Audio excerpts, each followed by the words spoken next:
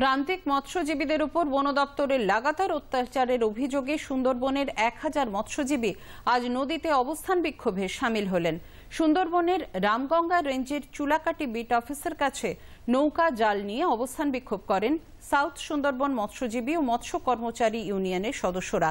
কাকদ্বীপ, কুলতলি, নামখানা, পাথর প্রতিমা, রায়দিঘি থেকে হাজারেরও বেশি মৎস্যজীবী এই বিক্ষোভে সামিল হয়েছিলেন। বন দপ্তরের ডেপুটেশন দেওয়ার কর্মসূচি থাকলেও অফিস তালাবন্ধ থাকায় তা সম্ভব হয়নি বলে আন্দোলনকারীরা জানিয়েছেন। মূলত সুন্দরবনের নদী ও খাঁড়িতে মাছ, কাঁকড়া ধরার অধিকার বহাল রাখা, বন দপ্তরের অত্যাচার, জুলুম, হয়রানি ও জরিমানা নেওয়া বন্ধ করা সহ মোট 5 দফা দাবির ভিত্তিতে এই আন্দোলন বলে জানিয়েছেন সংগঠনের সম্পাদক হারাধন ময়রা।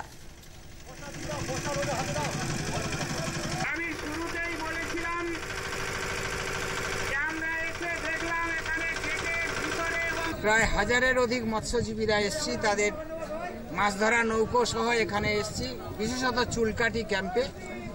এই ক্যাম্প এরিয়ার মধ্যে এখানকার অফিসাররা মৎস্যজীবীদের মাছ ধরতে এলে জরিমানা দিতে হবে, জঙ্গলের ধারে মাছ ধরতে হলে টাকা দিতে হবে, না হলে এখানে মাছ ধরতে পারবে না, এই সমন জারি করেছে।